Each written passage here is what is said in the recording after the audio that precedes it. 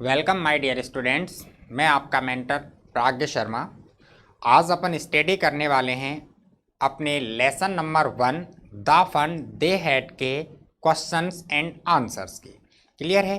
अब तक आपने चैप्टर की रीडिंग की, उसकी ग्लॉसरी देखी, उसके डिफ़िकल्ट वर्ड देखे, even that summary of the chapter, ये भी अपन ने वीडियो कंप्लीट की है जो आप देख चुके हो। आज अपन उस चैप्टर से रिलेटेड जो क्वेश्चन है, टेक्स्ट बुक ने उस चैप्टर से रिलेटेड किस किस क्वेश्चन को पूछा है उनके बारे में अपन स्टडी करेंगे। अपन क्वेश्चन से आंसर किस प्रकार दिया जाता है इस पैटर्न के बारे में भी स्टडी करेंगे। तो let's start to read question and answer of the lesson the fun they had. Clear है? देखिए, the fun they had question answer की बात करते हैं तो उसमें सबसे पहला जो क्वेश्चन है अपनी टेक्स्ट बुक में, वो क्वेश्चन है हाउ ओल्ड आर मार्गी एंड टॉमी, कि मार्गी और टॉमी कितने उम्र के थे।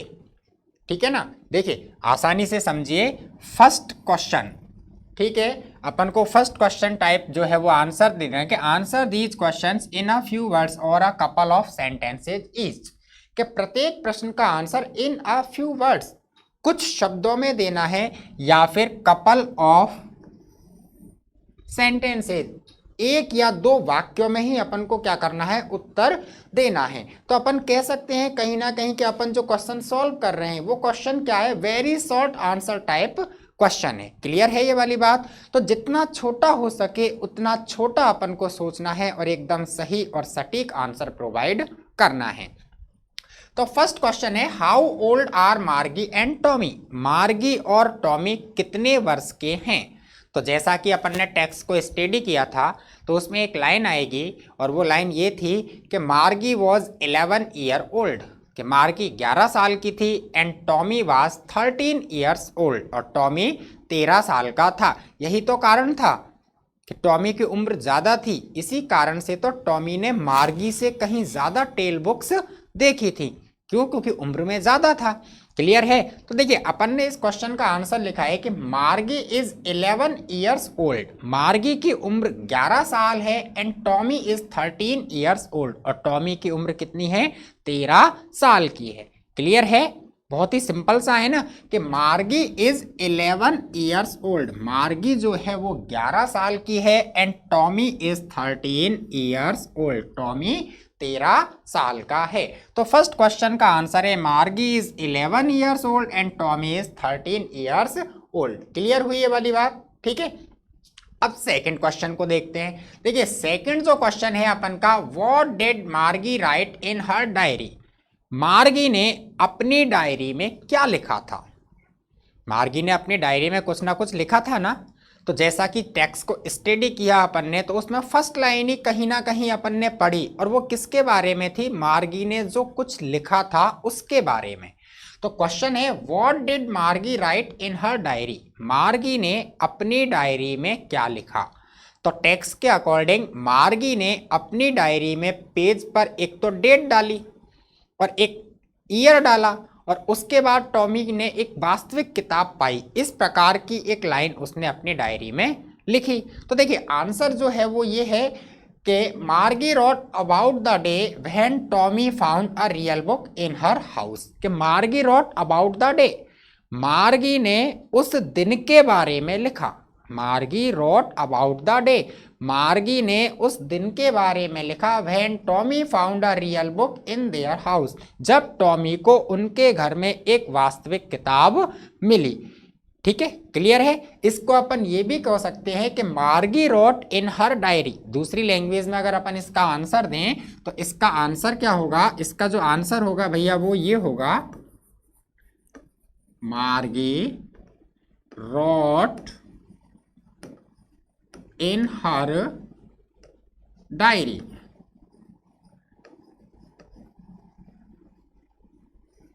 that today Tommy found a real book। यही बात तो लिखी थी मार्गी ने अपनी डायरी में। ठीक है ना?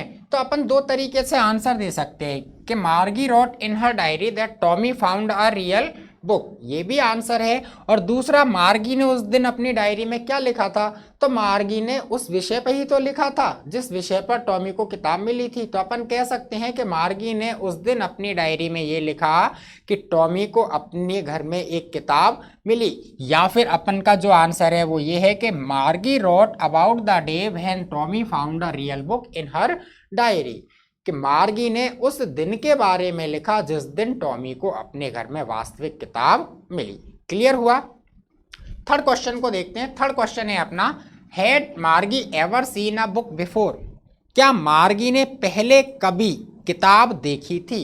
हैड मार्गी एवर सीन, क्या मार्गी ने पहले कभी देखा था अ बुक, एक किताब को।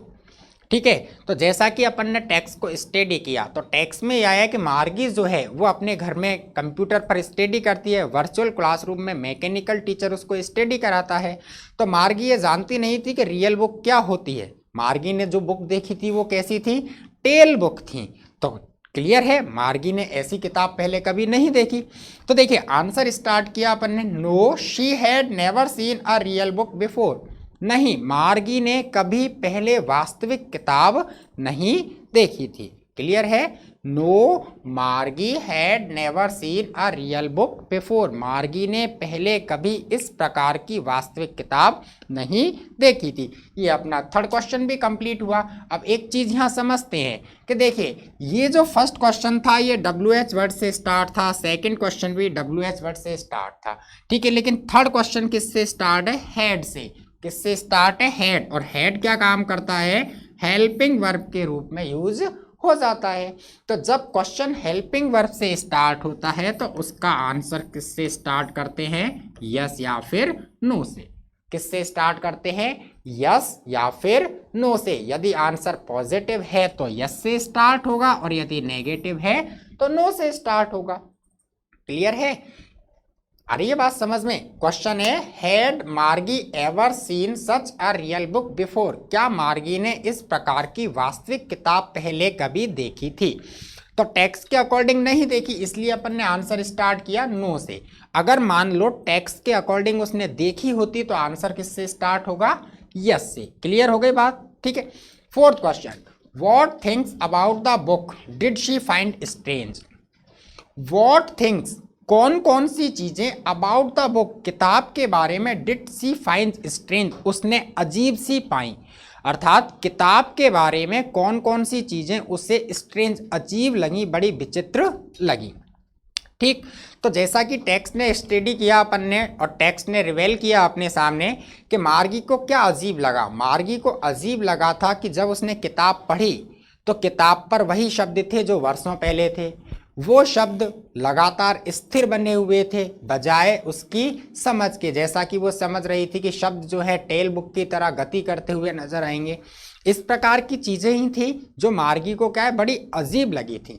तो देखिए answer of the question, the strange things about the book, किताब के बारे में अजीब सी चीजें, स्ट्रेंज थिंग्स अजीब सी चीजें अबाउट द बुक, किताब के बारे में, वर दैट, वो ये थी, the words did not move, क्या, the words did not move, कि जो किताब के शब्द थे वो शब्द डिड नॉट मूव डाउन, गति नहीं कर रहे थे, हिल डुल नहीं रहे थे, like the ones in a telebook, जैसे किसी एक टेल बुक में गति करते हैं।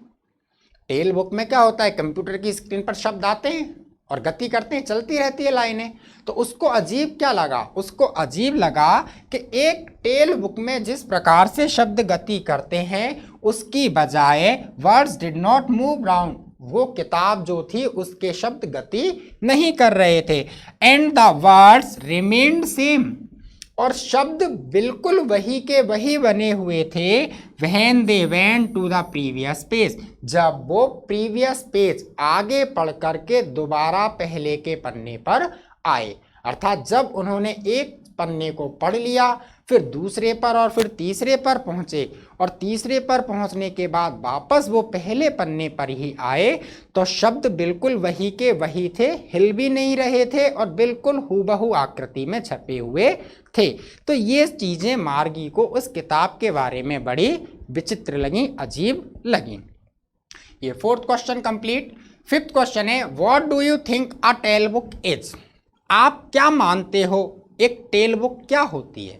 कि व्हाट डू यू थिंक, आप क्या सोचते हो, अ टेल बुक इज, कि एक टेल बुक है। टेल बुक क्या है, आप क्या मानते हो? तो आंसर है, देखिए, a telebook is an electronic book. कि टेल बुक क्या है? इलेक्ट्रॉनिक बुक, एक इलेक्ट्रॉनिक बुक है which can be read on a television, जिसे हम टेलीविजन पर पढ़ सकते हैं, and does not have real pages, उसमें वास्तविक पेजेस नहीं होते, मेड ऑफ पेपर, कागज के बने हुए। कि टेल बुक क्या है, आप क्या मानते हो कि टेल बुक ये होती है?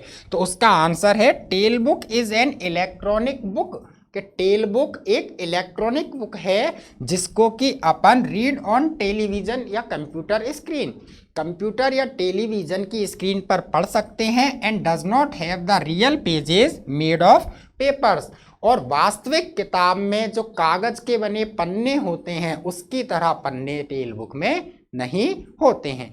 क्लियर हुआ ये आंसर भी? देखिए, सिक्स क्वेश्चन है अपने पास, वेयर वॉज मार्गीज स्कूल?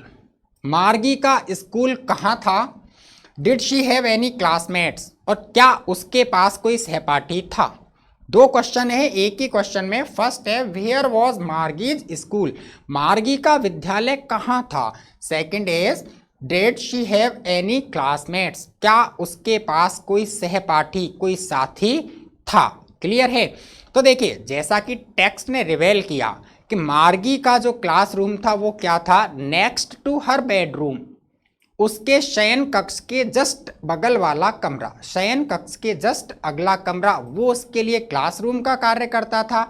और जब मार्गी उस कमरे में बैठकर पढ़ती थी, अपने कंप्यूटर की स्क्रीन पर स्टडी करती थी, तो अपन कह सकते हैं कि मार्गी का कोई क्लासमेट नहीं था। क्यों? क्योंकि फ्यूचर की बात है, सभी बच्चे अपने अपने घर के अंदर अपने अपने कमरे में लैपटॉप खोलकर स्टडी करते हैं। क्लियर है?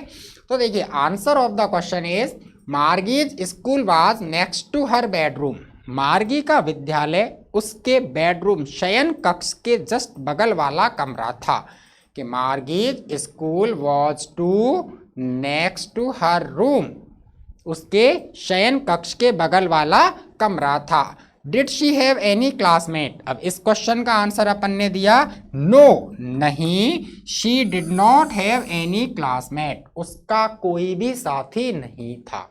ठीक है? अब जैसा कि अभी अपन ने बताया, यदि क्वेश्चन हेल्पिंग वर्ब से स्टार्ट होता है तो यस नो से ही आंसर स्टार्ट किया जाता है। देखिए, क्वेश्चन किससे स्टार्ट हुआ? हेल्पिंग वर्ब डिड से हुआ।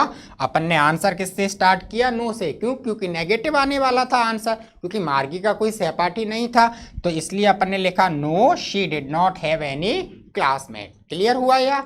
ठीक है। देखिए, अब अगला क्वेश्चन 7 है अपने पास, व्हाट सब्जेक्ट्स डिड मार्गी एंड टॉमी लर्न? मार्गी और टॉमी व्हाट सब्जेक्ट्स, कौन कौन से विषय पढ़ा करते थे? मार्गी और टॉमी कौन कौन से विषयों का अध्ययन करते थे? क्लियर है? तो देखिए, कहानी को अपन ने पूरा पढ़ा तो उसमें कहीं ना कहीं एक चीज क्लियर हुई कि ज्योग्राफी सेक्टर में मार्गी बुरे से बुरा प्रदर्शन कर रही थी, मतलब ज्योग्राफी पढ़ती थी। क्लियर है? एक बार टॉमी का कंप्यूटर खराब हुआ तो मैकेनिक उस कंप्यूटर को उठा करके ले गया। क्यों ले गया? क्यों? क्योंकि टॉमी का हिस्ट्री सेक्शन पूरी तरह से ब्लैंक हो गया। कहीं ना कहीं हिस्ट्री की भी स्टडी की गई। फिर अपन ने देखा कि माँ ने जब उससे कहा था कि मार्गी स्कूल, तब मार्गी अनमने मन से विद्यालय अर्थात अपने कंप्यूटर के सामने बैठी पुराने विद्यालयों को सोच रही थी, और कंप्यूटर की स्क्रीन पर क्या आ रहा था? When we add fraction 1/2 and 1/4। तो इसका मतलब कहीं ना कहीं मैथ से रिलेटेड भी स्टडी हो रही थी ना। तो देखिए, टॉमी और मार्गी किन किन विषयों का अध्ययन करते थे? तो आंसर है, they learned history, geography and algebra. ये मैथ की ही एक ब्रांच है, अलजेब्रा। क्लियर है कि देखिए दे, यहां पर अपन ने प्रोनाउन से स्टार्ट कर दिया आंसर दे। दे का मतलब क्या है? दे का मतलब है मार्गी एंड टॉमी। अगर अपन चाहे तो ये भी लिख सकते हैं कि मार्गी and Tommy learned history, geography and algebra. मार्गी और टॉमी इतिहास का, भूगोल का और एलजेब्रा का अध्ययन किया करते थे। क्लियर हुआ? ये 7 क्वेश्चन कंप्लीट हुए अपन के। ठीक है, आगे के क्वेश्चन को स्टडी करते हैं कि आगे के क्वेश्चन क्या है। तो देखिए अब सेकंड यूनिट आती है और सेकंड यूनिट जो है वो ये कह रही है answer the following with reference to the story, कि जो प्रश्न पूछे गए हैं उन प्रश्नों का उत्तर रेफरेंस टू द स्टोरी, कहानी के संदर्भ से दीजिए। कहानी का संदर्भ लीजिए और उसके आधार पर आप इन प्रश्नों का क्या है आंसर दीजिए। क्लियर है? तो देखिए फर्स्ट क्वेश्चन जो है वो ये है I would not throw it away. क्या है? I would not throw it away, मैं इसे नहीं फेंकूंगा। ऐसी लाइन आई ना अपने चैप्टर में, मैं इसे नहीं फेंकूंगा। किसने कही थी लाइन? चैप्टर पढ़ा है, ध्यान होनी चाहिए। चैप्टर की स्टडी इस तरीके से करो कि चैप्टर से कोई भी एक लाइन बोली जाए तो अपन उसके आगे की, उसके पीछे की लाइन तुरंत बता सकें। तो लाइन है I would not throw it away, मैं इसे नहीं फेंकूंगा। जहां तक मुझे याद है ये लाइन टॉमी ने कही थी। और कब कही थी? जब उसने ये देखा था कि किताब है, छपी हुई है, शब्द बाप एक जैसे बने हुए हैं, गति भी नहीं कर रहे, उनमें कोई चेंजेस भी नहीं है। तो उसके मन में विचार आया था कि अगर कोई इस किताब को एक बार पूरा पढ़ लेगा तो उसके बाद वो इसे फेंक देगा। क्यों? क्योंकि वो उसके लिए यूजलेस हो जाएगी। तब टॉमी ने कहा था कि मैं अपनी किताब को नहीं फेंकूंगा, अर्थात अपने कंप्यूटर को नहीं फेंकूंगा। तो देखिए question is that I would not throw it away, मैं इसे नहीं फेंकूंगा। फर्स्ट क्वेश्चन है हु सेज दीज वर्ड, ये शब्द किसने कहे? ये वाली लाइन किसने कही? तो अपन जानते हैं किसने कही, टॉमी ने कही। तो देखो इसका जो आंसर दिया है वो दिया टॉमी सेड दीज वर्ड्स, ये शब्द टॉमी ने कहे। ये कंप्लीट। सेकंड क्वेश्चन है इसमें what does it refer to, यहां इट किसके लिए आया है? अर्थात ये जो लाइन है इस वाली लाइन में इट जो है वो किसके लिए आया है? उसने कहा ना मैं इसे नहीं फेंकूंगा, तो टॉमी का इसे से क्या मतलब था? टॉमी का इसे से मतलब था कंप्यूटर, कि मैं अपने कंप्यूटर को नहीं फेंकूंगा। क्लियर है ना? आई बात समझ में? तो देखिए इसका आंसर है it refers to the television या फिर कंप्यूटर। क्या है? It refers to the television या कंप्यूटर, कुछ भी लिख सकते हैं अपन कि यहां इट कंप्यूटर के लिए प्रयुक्त हुआ है। अगला है what is it being compared with by the speaker, कि what is it being compared with by the speaker, कि स्पीकर के द्वारा इसकी तुलना किससे की गई है? स्पीकर के द्वारा इसकी मतलब इस इट की तुलना किससे की गई है? और ये जो इट है, ये इट क्या है भैया? ये इट कंप्यूटर है। तो प्रश्न क्या हुआ? प्रश्न हुआ कि बोलने वाले के द्वारा अर्थात स्पीकर के द्वारा कंप्यूटर की तुलना किससे की गई? तो टॉमी ने कंप्यूटर की तुलना किससे की? रियल बुक से। तभी तो उसने कहा मैं इसे नहीं फेंकूंगा। क्यों? क्योंकि रियल बुक को तो एक बार पढ़ने के बाद फेंक दिया जाएगा, तो मैं इसे नहीं फेंकूंगा। क्लियर है? तो देखिए आंसर है the television is being compared with the real book that Tommy found, कि the television is being compared, यहां टेलीविजन की तुलना की जा रही है विद द रियल बुक, वास्तविक किताब से, दैट टॉमी फाउंड, जो टॉमी को मिली। क्लियर हुआ? देखिए सेकंड क्वेश्चन है इसका sure they had a teacher but it was not a regular teacher, it was a man. Line को पढ़ें। Sure they had a teacher, निश्चित रूप से उनके पास एक अध्यापक था। But it was not a regular teacher, लेकिन वह एक रेगुलर, यहाँ रेगुलर का मतलब क्या है? यहाँ रेगुलर का मतलब है यांत्रिक अध्यापक। क्या है? यांत्रिक अध्यापक, जिसे अपन ने कहा है मैकेनिकल टीचर। क्या है? और वो क्या है उसके लिए? कंप्यूटर। तो यहाँ रेगुलर का मतलब क्या निकला? कंप्यूटर अर्थात मैकेनिकल टीचर। कि but it was not a regular teacher, लेकिन वो एक यांत्रिक अध्यापक नहीं होता था। इट वॉज अ मैन, वह एक आदमी था। इस लाइन से रिलेटेड क्वेश्चन देखिए। फर्स्ट क्वेश्चन है who does they refer to. यहां दे किसके लिए आया है? ये लाइन है sure they had a teacher, उनके पास एक अध्यापक था। तो ये दे किसके लिए आया है इस लाइन में? तो लाइन समझें, निश्चित ही उनके पास एक अध्यापक था। तो किनके पास? अध्यापक किनके पास था? अध्यापक उन ओल्ड बॉयज, पुराने बच्चों के पास। कब? पुराने बच्चे कौन से? जब उसके दादा के दादा, उस समय का जो जमाना था, उस समय में जो विद्यार्थी पढ़ते थे, उनके लिए इस दे का प्रयोग हुआ है। तो देखिए आंसर इसका the people who lived centuries ago. दे किसके लिए आया? द पीपल, उन लोगों के लिए हु लिव्ड सेंचुरीज अगो, जो शताब्दियों पहले थे, अर्थात शताब्दियों पहले जो व्यक्ति थे उनके लिए इस दे का प्रयोग किया है। क्लियर है? Second is what does regular mean here. यहां रेगुलर का मतलब क्या है? जो ये वर्ड है रेगुलर, इससे क्या मतलब निकाला? तो अपन ने रेगुलर से क्या मतलब निकाला है? यांत्रिक अध्यापक, मैकेनिकल टीचर या फिर कंप्यूटर। तो देखिए answer is the teacher who normally had to teach them in school. Regular का मतलब क्या है?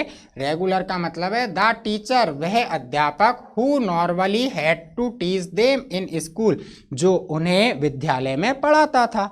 और मार्गी और टॉमी को विद्यालय में कौन पढ़ाता था? कंप्यूटर। क्लियर हुआ? Third question is what is the contrasted with. यहां कॉन्ट्रास्ट, विपरीत स्थिति क्या है? विरोधाभास की स्थिति क्या है? तो देखिए it is contrasted with the mechanical teachers they had in their words. कि यहाँ पर कॉन्ट्रास्ट जो है वो कॉन्ट्रास्ट क्या है कि mechanical teacher they had in their word, कि वो यांत्रिकी का अध्यापक जो उनकी दुनिया में था, उनकी दुनिया में अर्थात 2157वें वर्ष में था। उनकी दुनिया क्या है? 2157वां वर्ष। तो उस दुनिया में जो मैकेनिकल टीचर, यांत्रिक अध्यापक था, वह क्या है? वही यहाँ पर कॉन्ट्रास्ट की पोजीशन में है। ठीक है, इस प्रकार से ये सेकंड यूनिट भी अपन की कंप्लीट होती है। क्लियर है? आज के लिए इतना ही। थर्ड यूनिट के क्वेश्चन आंसर्स को अपन अगले वीडियो में कंप्लीट करेंगे। तो ऐसा ना हो कि आप वीडियो को मिस कर दें। कंप्लीट क्वेश्चन आंसर्स के लिए आप अगले वीडियो को भी निश्चित रूप से देखें। तब तक के लिए stay healthy and stay safe.